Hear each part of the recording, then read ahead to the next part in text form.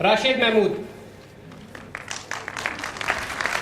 نحمده ونصلي على رسوله الكريم اما بعد فاعوذ باللہ من الشیطان الرجیم بسم اللہ الرحمن الرحیم.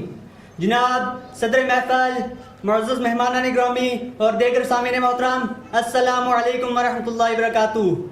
مجھے آج آپ سامعین کے سامنے جس موضوع پہ لفظ کشائی کرنے کا موقع ملا ہے وہ ہے تعلیم. نہ کر شکوہ مقدر سے تدبر کو آزماتا جا، نہ کر شکوہ مقدر سے تدبر کو آزماتا جا، نہ ڈر منزل کی دوری سے قدم آگے بڑھاتا جا.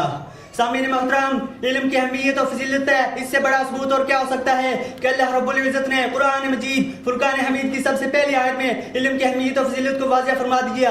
ان آیات مبارکہ کا ترجمہ کچھ اس طرح ہے: پڑھ اے محمد صلی اللہ علیہ وسلم اپنے رب کے نام سے جس نے انسان کو خون کے جمے ہوئے لوتھڑے سے پیدا فرمایا، اور تمہارا رب بڑا کریم ہے جس نے قلم کے ذریعے علم سکھایا، انسان کو وہ علم عطا فرمایا جو فرشتے نہیں جانتے تھے. یہ وہ آیات مبارکہ ہیں جنہیں اللہ تبارک و تعالیٰ نے اپنے پیارے نبی حضرت محمد مصطفیٰ صلی اللہ علیہ وسلم پر نازل فرمایا، اور پھر حکم دیا پڑھو، جس سے علم کی اہمیت و فضیلت واضح ہوتی ہے. اور یہ کہ اللہ تعالیٰ کی صفات میں سے ایک صرف تعلیم ہے.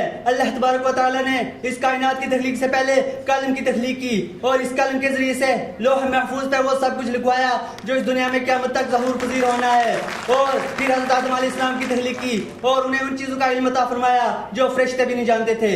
اللہ تبارک و تعالیٰ نے حضرت آدم علیہ السلام سے لے کر حضرت محمد مصطفیٰ صلی اللہ علیہ وسلم تک تمام انبیاء اکرام کو علم و حکمت سے نوازا. یہ اس لیے کہ علم و حکمت کے بغیر بنی ہوئے انسان کی رہنمائی ممکن نہ تھی. سامعین محترم، اسی لیے علم کی اہمیت کو قرآن پاک میں بھی اجاگر کیا گیا، اور علم کی اہمیت پہ ہمارے پیارے نبی حضرت محمد مصطفیٰ صلی اللہ علیہ وسلم نے فرمایا: علم مومن کی گمشدہ میراث ہے، یہ جہاں سے ملے اسے لے لو، اور علم حاصل کرنا ہر مسلمان مرد عورت پر فرض ہے. سامعین محترم، ذرا غور کیجئے، یہ انتہائی افسوسناک کلمہ ہے کہ جس عظیم دولت کے اصول کی تاکید اللہ اور اس کے پیارے رسول پاک صلی اللہ علیہ وسلم نے کی، آج وہی عظیم دولت وطن عزیز میں تنزلی کا شکار کیوں؟ ایک طرف تو ہم اللہ اور اس کے رسول پاک صلی اللہ علیہ وسلم کے احکامات کی روگردانی کر رہے ہیں، اور دوسری طرف ہم یہ بھی بھول چکے ہیں کہ یہ علم ہی ہے جو جہالت کی ضد ہے، جو ہمیں اندھیرے سے روشنی کی طرف لے جاتا ہے، جو میرے اخلاقیات سنواتا ہے، جو ہمارے نفس کو پاکیزہ بناتا ہے، تنہائی کا ساتھی ہے، جنت کی طرف لے جاتا ہے، اور سب سے بڑھ کر صاحب علم ہونا مومنین کی صفات ہے. سامعین محترم، کسی بھی ملک کی ترقی کا انحصار اس ملک کے بہترین تعلیمی نظام پہ ہوتا ہے. دنیا میں آج جتنے ممالک نے ترقی کی ہے، اس کی سب سے بڑی وجہ اس کا بہترین تعلیمی نظام ہے.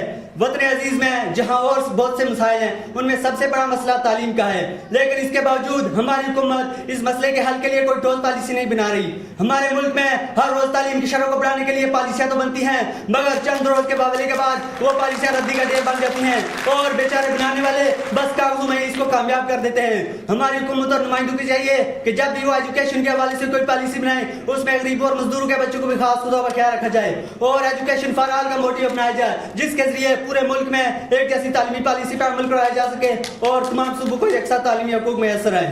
سامعین محترم، علم کی اہمیت، سامعین محترم، دنیا میں جتنے بھی ملک نے ترقی کی ہے وہ صرف تعلیم کی وجہ سے ہی کی ہے، اور میں انہی الفاظ پہ اپنی تقریر کا اختتام کروں گا. وما علینا الا البلاغ المبین. جناب تھینک یو سو مچ. یہ بچوں کا ٹیلنٹ اوارڈ ہے.